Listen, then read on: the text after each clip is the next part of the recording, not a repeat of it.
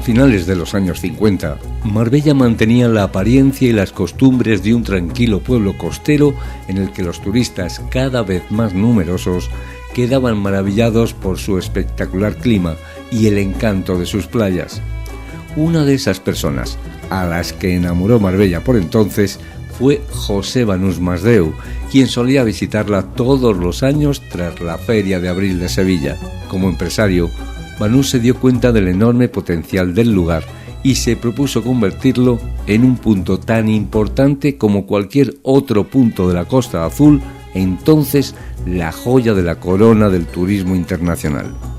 Con el propósito de hacer un nuevo Montecarlo en Marbella, adquirió la mayor finca agrícola de la zona, la Colonia del Ángel, y fue para construir el complejo turístico más ambicioso de la época. Y no hay duda de que con su ciudad parque del turismo Andalucía la Nueva, Marbella alcanzó una nueva dimensión como destino turístico de fama internacional. En este proyecto crearía, entre otras instalaciones, un campo de golf. Sin lugar a dudas, una visión de futuro indiscutible, más si tenemos en cuenta lo que es hoy para Marbella y la Costa del Sol el deporte del golf. Hablar de las brisas es hablar de los campos que te estaba comentando antes, que hay 15 campos, pues uno de los top. Es un campo de socios que permite la visita, pero es un campo que cuando vas, ya tendré la oportunidad de verlo, es un jardín. Es un jardín, está súper bien cuidado y es un campo que fuera de aquí también tiene mucha fama a nivel internacional. Conocí esta zona hace ya muchos años, prácticamente cuando se creó Puerto Banús, se desarrollaron los primeros campos de golf y claro, era un atractivo para mí venir aquí, evidentemente. Y una vez que conocí esto, especialmente el Valle del Golf, que ya se llamaba esto el Valle del Golf, pues la verdad es que entre los tres campos, que los tres son magníficos, los tres son unos campos verdaderamente de primera clase, pues Las Brisas me pareció el mejor. La verdad, me pareció que era un campazo, que era un espectáculo ver los árboles, ver, en fin, todo el recorrido y el club en sí, pues me pareció un club fantástico. Y bueno, no me pude hacer socio entonces porque venía poco, eran escapadas que podía hacer, pero ya hace 15 años, pues efectivamente dije, bueno, ya esta es la mía, ya estoy jubilado, me voy allá, y entonces evidentemente no dudé. Alhoga es un campo magnífico, pero dije, bueno, Las Brisas pues es el mejor campo. Banús no era aficionado al golf, pero entendió perfectamente la importancia de este deporte como motor de un desarrollo turístico de calidad. Por eso, no dudó en poner en manos del mejor arquitecto del momento, Robert Trent Jones, el diseño de un gran campo capaz de atraer el interés de los turistas americanos y europeos más exigentes.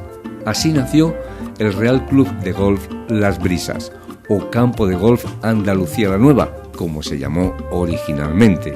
José Banús llega a Marbella con un macroproyecto que en aquel entonces creían que era una locura y se ha visto patente que no es así. A día de hoy se cubre casi todas las necesidades que tienen los europeos que visitan la zona y que toman como referencia una zona de segunda residencia.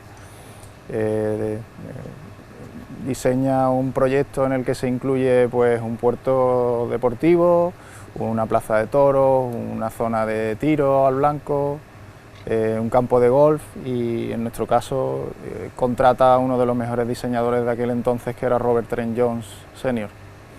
y se consigue inaugurar el campo en 1968.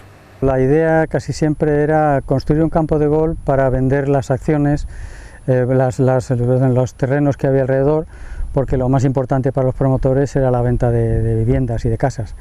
Al principio lo que más atraía a la zona de Marbella y los campos que tuvieron más éxitos eran los que tenían hoteles muy cercanos. Entonces venían los turoperadores con grupos y entonces los campos que tenían hoteles eran los que más se ocupaban.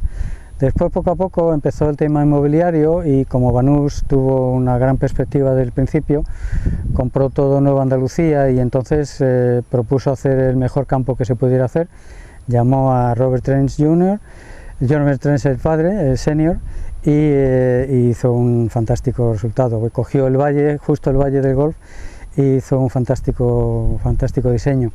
Después, con el tiempo, hace algunos años, muy pocos, Kai Phillips ha hecho una reforma del campo, haciendo que el campo sea más largo, porque ya la gente pega más y los hoyos han puesto un poco más largos. Ha intentado también meter lo que es el recorrido más cerca, más al centro, no tanto a las casas, que casi todas las urbanizaciones que tenemos con los campos de golf sufren mucho los bolazos de los jugadores. Entonces, una de las miras que se ha propuesto hacer este hombre fue el intentar meter más el juego dentro del terreno.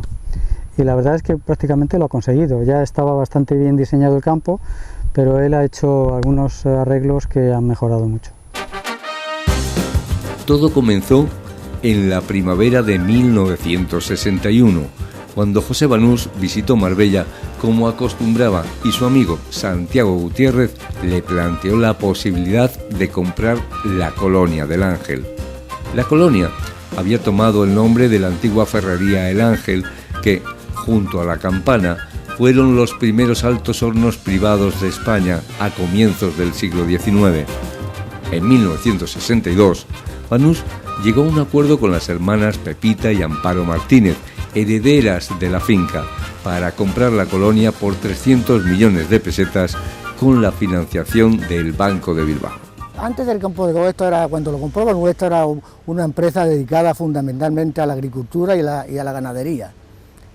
Y aquí, justamente aquí a la izquierda, había un tinado de vaca, allí había otro tinado de vaca y de toro, aquellos eran los que ya trabajaban, y este tinado de vaca más pequeño eran los más jóvenes, los que estaban en la Universidad de las Vacas, aprendiendo para el día de mañana formarse, vamos.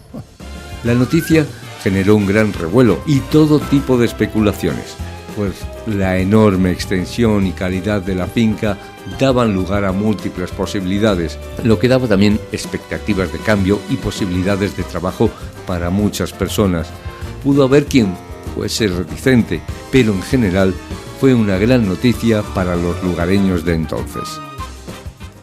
El que se ha tirado toda la vida guardando ovejas, o guardando vacas, como pasaba aquí, o cuidando limoneros o cañas de azúcar, siempre habrá alguno que le haya producido alguna reticencia, pero fundamentalmente todo el mundo saliera del cambio, porque si aquí había entonces trabajando, en la agricultura había trabajando 100 personas, después hubo trabajando miles.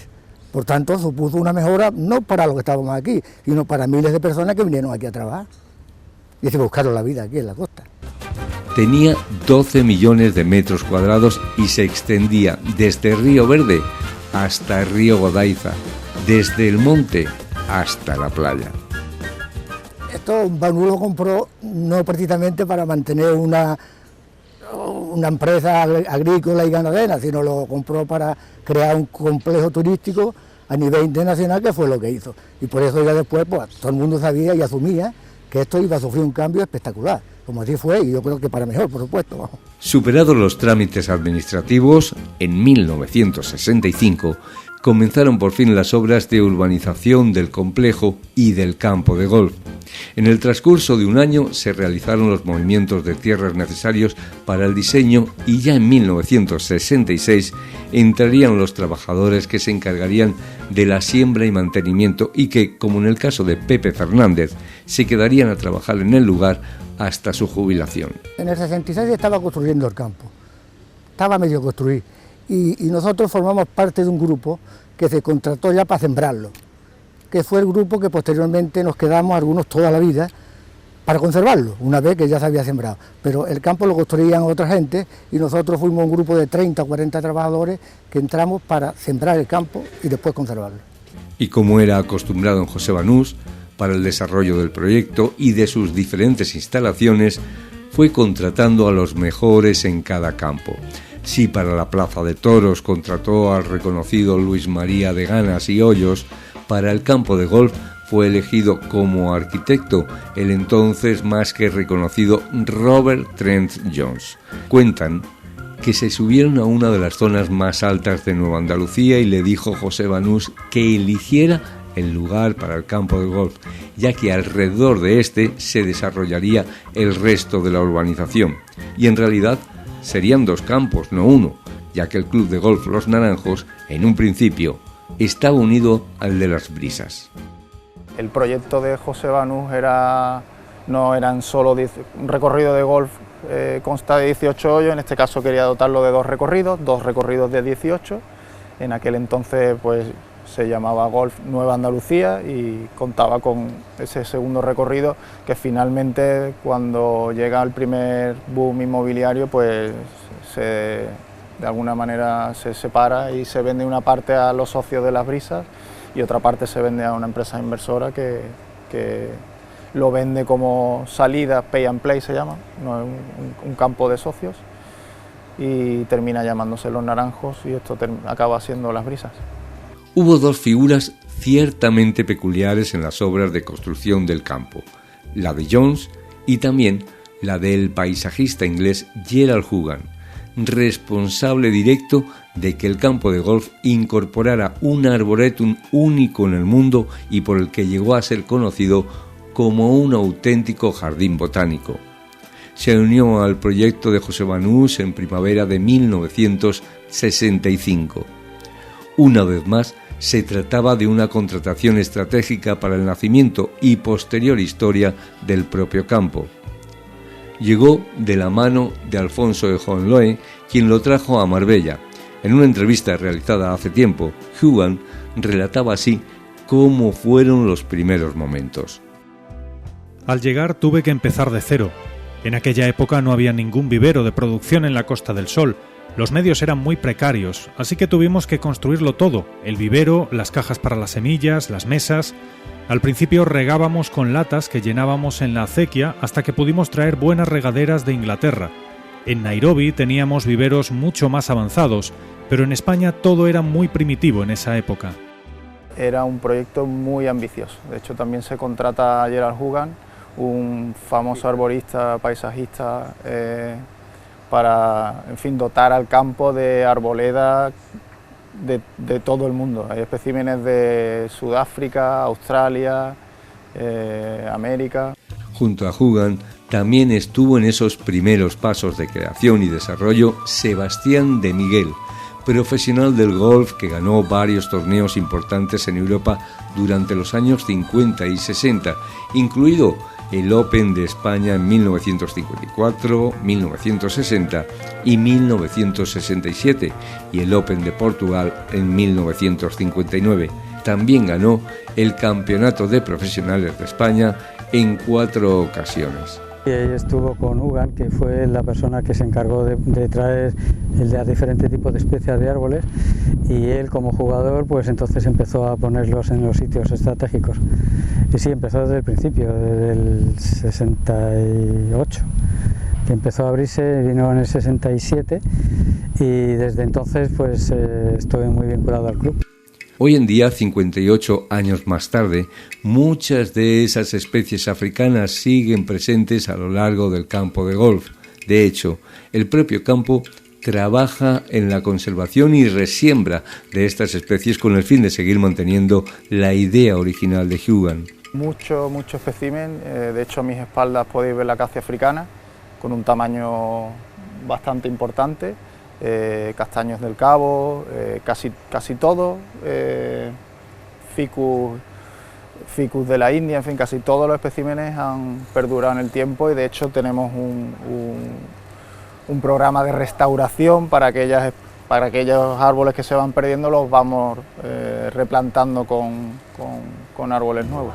Una de las instalaciones esenciales para el campo de golf fue un acogedor hotel, obra del reconocido arquitecto Luis Gutiérrez Soto, quien había trabajado para otros grandes clubes españoles como era el de Puerta de Hierro o el de Sotogrande. Soto se caracterizó porque la mayor parte de sus obras se enmarcaron principalmente entre el Art Deco y el racionalismo. Y una vez más, José Banús dejaba su firma apostando por los mejores del momento. En la actualidad, el hotel, ya desaparecido, se ha convertido en la Casa Club y transformado en apartamentos.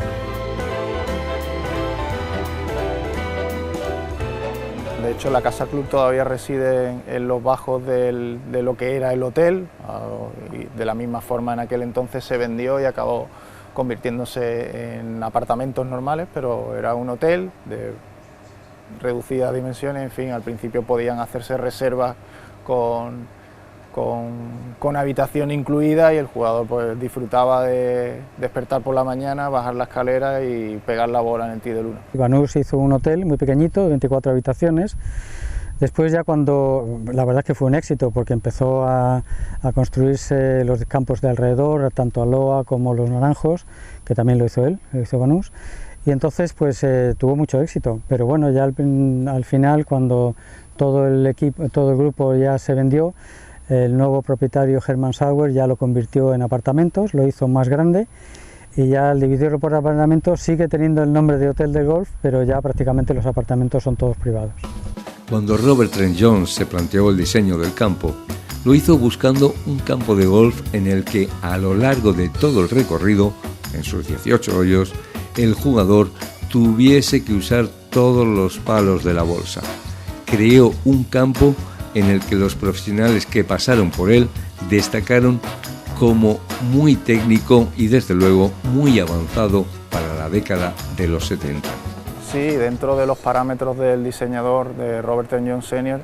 Era un recorrido en el que los hoyos cruzan, en 16 de los hoyos se encuentran agua, lo cual lo hace un recorrido bastante exigente, y lo que quería Robert Trent Jones en términos de golf, que el par fuera algo difícil, escapar del bogey también, y que un birdie se hacía muy complicado. Sí, porque bueno, siempre Trent Jones siempre ha intentado hacer los hoyos, siempre cuando era un buen pegador tenías más facilidades para mejorar el hoyo, los hoyos difíciles te los hacía greens fáciles, por el contrario los hoyos cortos te hacía greens difíciles, entonces era un campo en el cual tú podías utilizar todos los palos de la bolsa, que era realmente lo que a la gente le gustaba. Desde que comenzaron las obras hasta la inauguración transcurrirían aproximadamente unos 3 años. Tras un tiempo dándose a conocer, llegaría la presentación internacional, que sería en la celebración del 44 Open de España en abril de 1970. El campo se inauguró a principios del 69 y el Open sería en el verano. Yo no me acuerdo exactamente la fecha, pero estará documentado en el club. Y bueno, esto fue el primer evento deportivo importante que hizo Banús para darle renombre al campo, porque claro, un campo de golf, si no se celebran eventos importantes, no es conocido mundialmente. Este campo de golf es conocido en todo el mundo. ¿Por qué? Porque se han celebrado 2 abiertos de España, 2 Copas del Mundo, Campeonatos de España de profesionales y Campeonatos de España de mujeres. Se han celebrado infinidad de competiciones importantes que ha hecho que este campo se conozca en todas partes. La presentación no pasó desapercibida para nadie. No se trataba solo del mundo del golf. Celebrando una cena de gala también se dio cita a la alta sociedad española y europea, así como a artistas relevantes del cine y la música internacional. Una vez más, Banús posicionaba a Marbella en el mapa del mundo turístico. Bueno, la expectativa en aquel entonces era brutal, el campo técnicamente era de los mejores de Europa en aquel entonces, y ahora la competencia es mucho más feroz y hay muchísimos campos, y en fin, participaron los mejores jugadores de aquel entonces, no solo de España sino del resto del mundo, y se organizó también una cena de gala a la que acudieron Lisa Minnelli, Lola Flores, en fin, el príncipe Rainiero y la princesa de Mónaco. En fin, pues bastante sonada como inauguración, no solo como Open de España, sino se aprovechó para hacer una inauguración oficial del campo. Uno de los principales reclamos para la asistencia de los profesionales estaba, por supuesto, el nuevo y exigente recorrido de Robert Trent Jones, con unos greens muy rápidos que prometían poner a prueba la pericia de todos los jugadores. Además, la bolsa de premios ascendió a 1.700.000 pesetas, cantidad realmente interesante en aquellos años. Finalmente, el ganador fue Ángel Gallardo, una de las figuras más respetadas e influyentes del golf europeo durante las últimas 4 décadas. Ha sido nombrado embajador European Tour, función que desempeña desde el 1 de enero de 2017. Fue el Open de España, no fue mi primer torneo, pero fue el Open de España. Ganar el Open de España en Andalucía para mí fue, pues, te diría, el más importante, porque ganar en tu país es muy difícil. Ganar en un campo de Robertson Jones también te hace mucha ilusión, ¿no? Entonces, para mí, ya te digo, fue mucha alegría, no se puede explicar. Porque además, como te he dicho ahora, no me gusta repetir, pero ganar en tu país es muy importante. Para Ángel Gallardo, Las Brisas en aquel momento era un campazo, uno de los mejores de Trent Jones, con lo cual ganar ahí significaba también un reto importante, principalmente por tener que tener muy claro cómo jugarlo para poder superarlo. En ese tiempo Las Brisas era un campazo y todo el mundo quería jugar Las Brisas, porque era un campo, bueno, un Robin Trent Jones, y con eso hay suficiente para que la gente pueda opinar. Y entonces hay muchos jugadores, incluso jugadores que me decían, es que es imposible estos greens.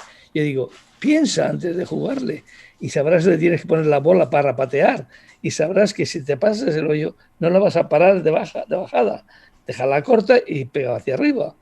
Y eso fue un poco la suerte que yo tuve, o lo pensé así y me salió muy bien. No sé si me lo inculqué mucho en la cabeza, y la verdad que tuve la suerte de ganar ese campo. Incluso Robert Jones Jr., que estaba también allí, el hijo, me dijo, Ángel, you play so good. Me dijo, has jugado tan bien.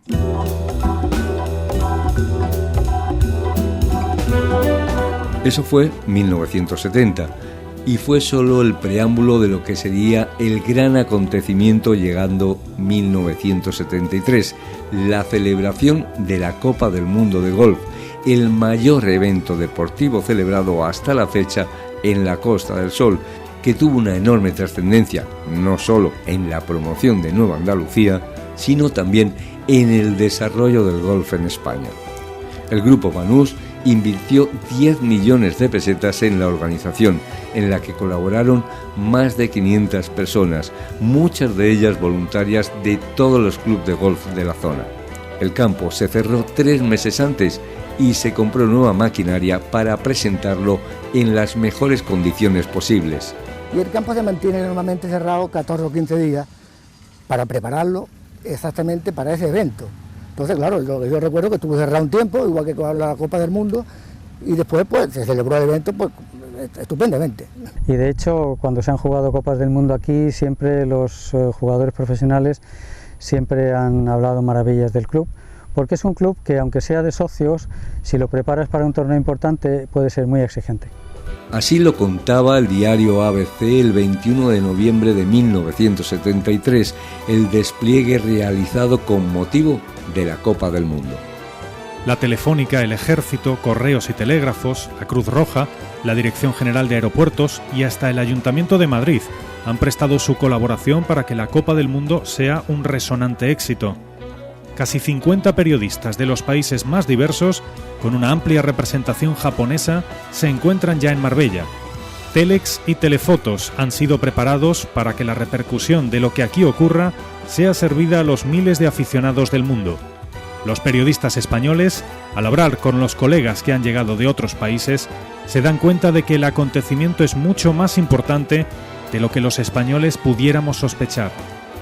El público respondió al espectáculo que brindó la Copa del Mundo y cada día el torneo fue seguido por unos 10.000 espectadores, 37.000 a lo largo de toda la semana.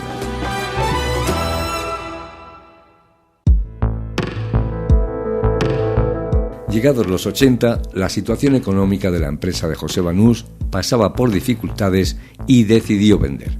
Momento en el que llegaron al club de golf los empresarios Elman Sauer y José Romero, que compraron el campo de golf con la intención de convertirlo en un club privado de socios. Para ello, crearon una sociedad llamada Campo Golf Sociedad Anónima, a la que aportaron todos los activos del club, excepto el hotel y el terreno donde se ubicaban los 18 hoyos cortos, lo que causó su desaparición.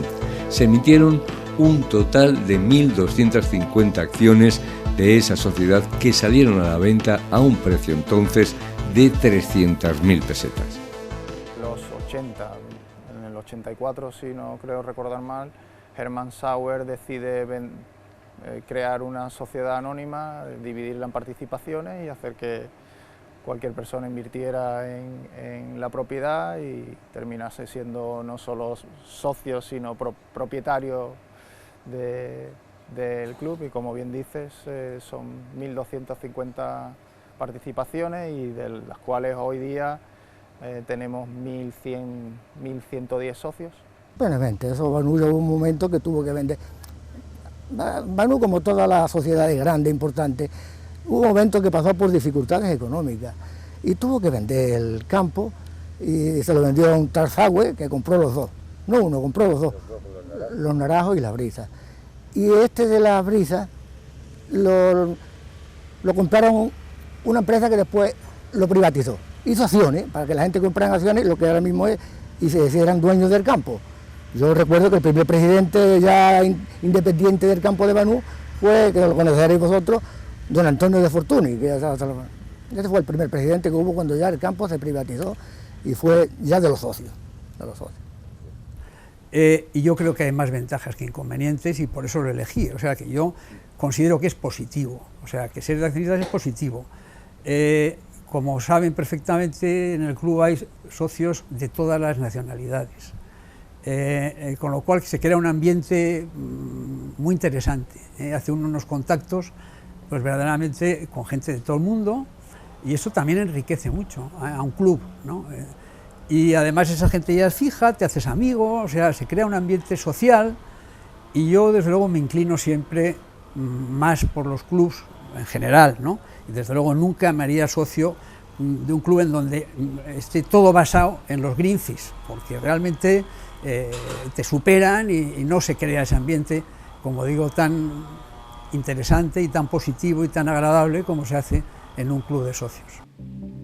A finales del año 1994, España atravesaba uno de los periodos de sequía más graves del siglo. Paradójicamente, después de que las lluvias torrenciales de los años 89 y 90 hubieran causado las peores inundaciones en el club, fue la falta de agua la que llevó a Las Brisas al momento más crítico de su historia. Las Brisas, como el resto de campos de golf de la Costa del Sol, sufrió duramente las consecuencias. La búsqueda de agua se convirtió en un objetivo primordial. Recurrieron tanto a expertos geólogos de la Universidad de Granada como a zahoríes en un intento desesperado de salvar el campo. La situación realmente complicada llevó a una concienciación social sobre el uso del agua y a tomar una serie de medidas que cambiaron el sistema hasta nuestros días. Desde aquella sequía se estipularía, entre otras medidas, que los campos de golf no se regarían con agua potable, sino reciclada. En ese año no solo coincidió con una crisis financiera, también coincidió con una sequía sin precedentes y es cuando los propietarios socios deciden invertir en un nuevo sistema automatizado de riego y también se habla con Confederación y con Acosol de la forma de cómo hacer posible que se riegue con agua regenerada. Y es entonces en el 94, quiero recordar, cuando se hace una gran inversión, se dota el campo con este sistema de riego y en coordinación con todos los campos de golf vecinos, como son Aloa, La Quinta, Los Naranjos, pues se implementa un sistema también de abastecimiento de agua reciclada que hasta el día de hoy hemos estado utilizando con mucha regularidad. De hecho, no se permite el riego de campos de golf con agua potable o agua de pozo. Desde entonces, Las Brisas ha ido tomando medidas que ayuden a la sostenibilidad y reducción de recursos hídricos. De hecho, en las diferentes actuaciones realizadas en el campo, uno de los aspectos que han tenido en cuenta son las zonas en las que, al no ser esenciales en el juego, no llevan césped, de forma que no necesitan un riego diario. Antiguamente, pues las 50 hectáreas se regaban de pared a pared, todo era césped. Y a día de hoy, como podéis comprobar a mis espaldas, hay muchas zonas bajo la arboleda o junto a la linde donde no siendo zona de juego, hemos pensado que es consecuente no dotarla de césped y por lo tanto hacer un consumo más sostenible de los recursos y así evitar más consumo eléctrico, más consumo de agua, etcétera. Si no había sido fácil llegar a un acuerdo para renovar la Casa Club, tampoco lo iba a ser reformar el campo de golf. El campo había perdido calidad con el tiempo, pero fue muy complicado llegar a un acuerdo sobre qué hacer y hasta dónde era conveniente modificar el recorrido. El proceso de reforma se prolongó durante casi una década desde que se comenzó a plantear la idea en la Junta Directiva hasta que se inauguraron los últimos hoyos renovados en el 2017. Sí, en las últimas 2 décadas la verdad es que el club ha apostado fuerte por renovar las instalaciones, unas instalaciones que en fin, que ya tenían su edad, tenían casi 40 años cuando se reforma la Casa Club y unos casi 50 años cuando se reforma el campo de golf, y es en 2008 cuando decidieron hacer una renovación total de la Casa Club y la tienda de golf y la recepción, y en 2015 cuando se procede a reformar totalmente el campo. En fin, ambas inversiones, pues en el caso de la Casa Club fue una inversión de unos 5 millones de euros y en la reforma del campo de golf pues fueron unos 9 millones de euros. Sin duda, quien conoce bien el campo antes y después de las reformas es Ricardo de Miguel, quien llegó de la mano de su padre a Las Brisas y quien prácticamente ha trabajado toda su vida como profesional del golf en este club de golf. Hoy en día sigue trabajando en el club como director deportivo. Él estaba encargado de campo de prácticas, de la tienda y de todo, y bueno, con 10 años que vine yo aquí pues le ayudaba en todo lo que podía, sobre todo los fines de semana, porque durante la semana teníamos que ir al colegio, claro. Y ya pues al estar tanto vinculado al club, cuando ya dejé de estudiar, ya empecé a sacar la licencia de profesional, empecé a trabajar con él ayudándole, dando lecciones y en el tema del campo, y ya él cuando se jubiló, 6 años antes, estuve 6 años trabajando en la Cala, y ya cuando se jubiló me propusieron volver otra vez aquí al club, y de lo cual estoy aquí desde el año 96 otra vez. Controlar un poco lo que son las gestiones de recepción, de toda la parte de si es de socios o es como este club es de socios, pues hay un sistema para que los socios tengan la posibilidad de poder reservar, y no como otros campos que reserva el que primero llega, sino que nosotros tenemos unos sistemas en que tiene prioridad el jugador que ha jugado menos o el que tiene menos invitados.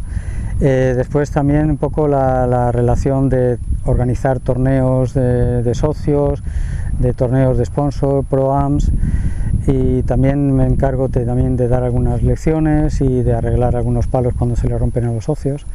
En fin, es un tema que es muy diverso, con lo cual es una cosa que me encanta.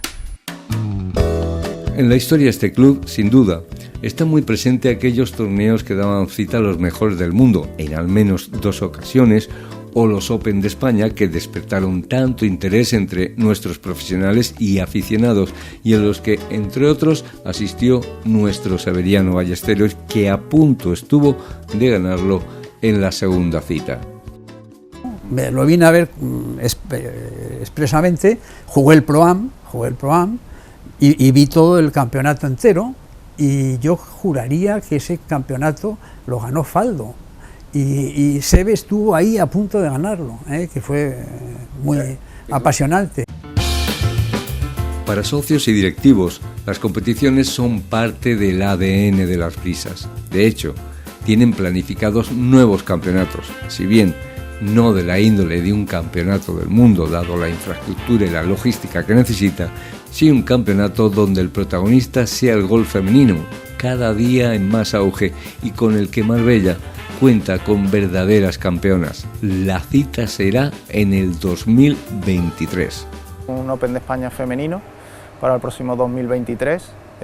Los motivos que nos impiden celebrar algo de mayor índole, la logística que cualquier evento mundial genera, y no, la disposición de terrenos colindantes y infraestructura necesaria se nos hace muy difícil y aspiramos a celebrar un Open femenino que es de un tamaño reducido cuando hablamos en cuestión de logística, y nos enorgullece muchísimo poder seguir alimentando el palmarés y el ADN de las brisas con un evento de estas características. La verdad es que tenemos el primer torneo de profesionales de chicas y bueno, la verdad es que el ayuntamiento ha hecho un gran esfuerzo por tener todos estos torneos en toda la zona de Marbella, y bueno, espero que también nos ayude mucho, porque últimamente en Marbella necesita siempre reciclarse. Desde los años importantes ha habido sus altos y sus bajos, pero Marbella siempre está ahí.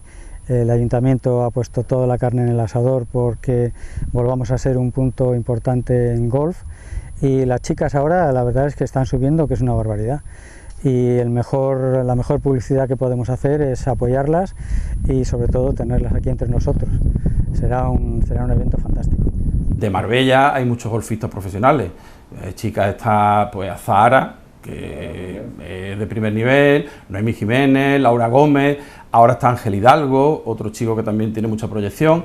Cualquiera que conozca a alguien que juegue al golf habrá observado que crea pasión entre los que lo practican. Unos van buscando sus huecos para jugar, otros le dedican su vida profesional, muchos una vez llegada la jubilación le dedican prácticamente todo su tiempo. Les mantiene despiertos y en forma. No, todo mi tiempo no, pero le dedico el suficiente como para jugar todos los días 18 hoyos andando, ¿eh? O sea que juego, amigo me pregunta, ¿cuántos días a la semana juegas? Digo, solo 7. Bromas aparte, la verdad es que hemos querido saber la opinión de todas estas personas que juegan al golf sobre el por qué este deporte engancha a quienes lo prueban. Y lo más fascinante ha sido que cada uno tiene su propio punto de vista y su forma de ver el juego. Pues yo creo que lo que tiene el golf engancha tanto a la gente es que también es un deporte muy limpio. En el golf, no sé si tú sigues las competiciones importantes a nivel internacional, no hay polémica, no hay nadie que pueda cometer un error, no hay nadie que pueda engañar, porque el fútbol es muy bonito y muy maravilloso, pero muchas veces el que gana un partido o no gana un partido depende del árbitro, depende de lo que han puesto ahora nuevo, como se llama, como se llame, pero el gol es totalmente limpio. El gol que gana es porque ha ganado. Yo creo que eso es lo que engancha, por lo menos para la gente que entendemos el deporte como una cosa limpia y para divertirse y para mantenerse en forma. La verdad que el secreto del golf creo que reside en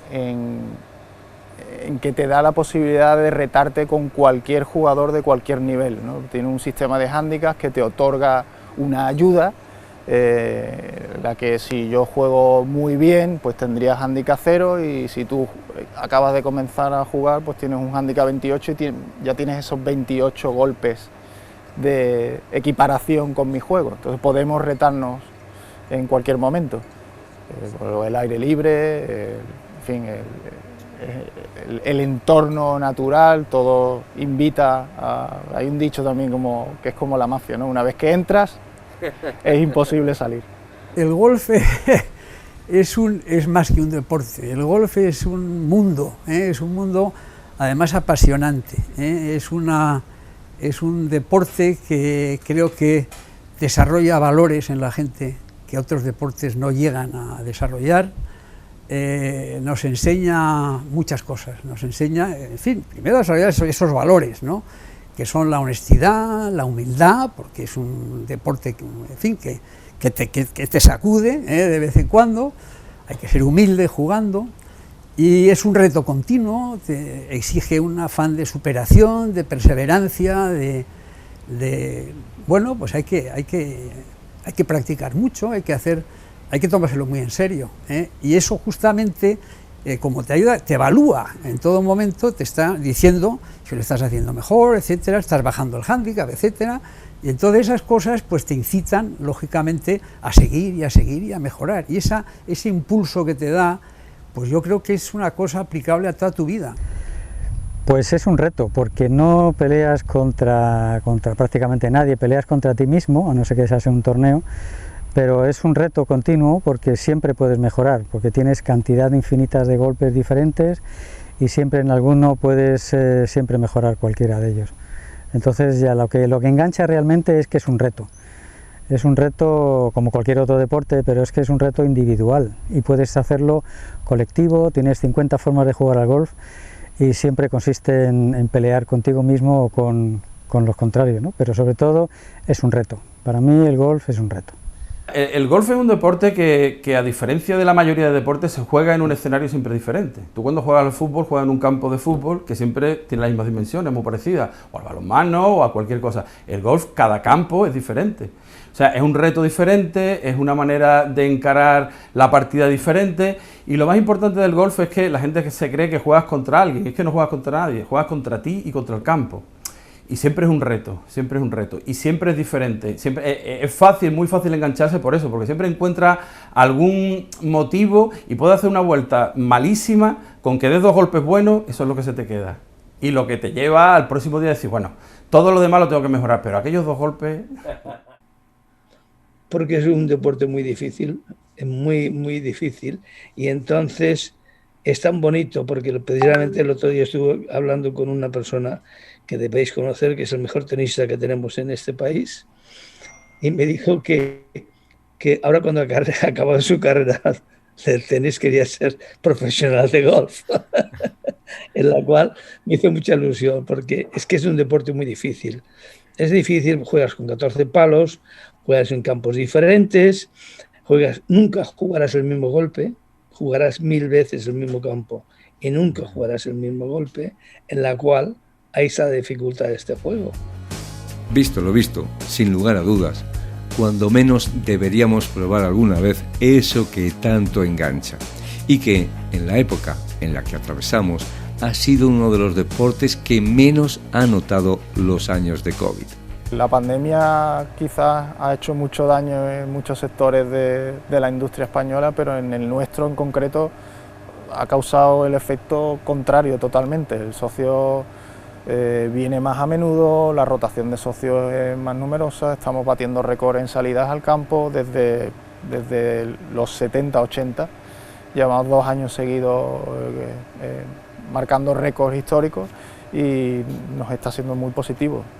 Creemos que el hecho de que sea un deporte que puedan practicar al aire libre pues es fundamental y el motivo principal de que estemos en auge, al contrario de lo que pueda creerse. Incluso la Federación Española llevaba casi, creo recordar, 10 años marcando bajas de licencia, en vez de subir el número de licencias era negativo, y en la actualidad por primer año, después de esos 10 años, estamos subiendo el número de licenciados de golf.